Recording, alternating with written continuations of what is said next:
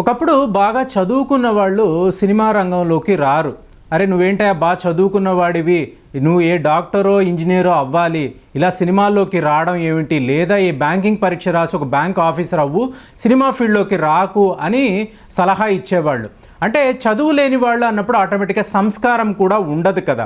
So ఇలాగ ఈ చదువు లేని సంస్కారం లేని ఎంతోమంది సినిమాల్లోకి వచ్చి వీళ్ళు ఏం ఆలోచిస్తారు అంటే డబ్బు అనేది ఒక పరమావధిగా ఉంటుంది. అంటే మీరు సినిమా తీస్తే మీకు ఎక్కువ డబ్బు రావాలి.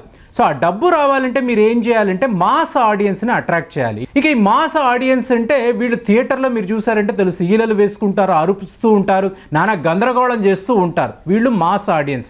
మరి వీళ్ళని అట్రాక్ట్ చేయాలంటే ఏం చేయాలంటే ఆటోమేటిక్గా వీళ్ళ దృష్టి హీరోయిన్ మీదో లేదో ఆ చిత్రంలో ఉండే ఏ స్త్రీ మీదో పడుతుంది. అంటే ఆమెను పార్ట్గా చూపించి అలా చూపించడం వల్ల ఈ మాస్ ఆడియన్స్ని అట్రాక్ట్ చేసి మనం డబ్బు చేసుకోవచ్చు అనే ఒక ఆలోచన చాలామంది చదువు లేని సంస్కారం లేని దర్శకుల్లో మనకి కనిపిస్తూనే ఉంటుంది.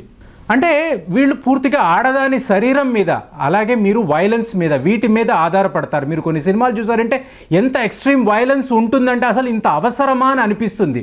ఇవాళ పరిస్థితి ఏమిటి అంటే ఇప్పుడు మీరు చూడండి, రోడ్డు మీద ఒక వ్యక్తి ఏదో కత్తిపోటుతోనో లేదా ఒక హత్యా ప్రయత్నం జరిగింది అతని మీద, అతను రోడ్డు మీద పడి విలవిలలాడిపోతున్నాడు, అంత శరీరం అంతా రక్తము. ఇప్పుడు ఒక స్కూల్ బస్ అటు వచ్చింది, 4-5 పిల్లలు దాన్ని చూశారు.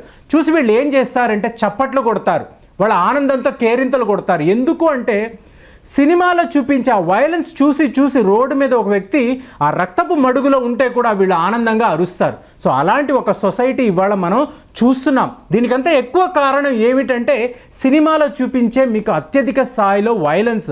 అటు హీరో కత్తి పట్టుకొని పరిగెడుతూ ఉంటాడు, ఇటు విలన్ మనుషులు కూడా కత్తులు పట్టుకొని పరిగెడుతూ ఉంటారు. సో ఇలాంటి సినిమాలనే మనం తీస్తున్నాము, ఈ ప్రజలకు చూపిస్తున్నాం. ప్రజలకు కాదు, చిన్న పిల్లలకు కూడా వీటినే మనం చూపిస్తున్నాం.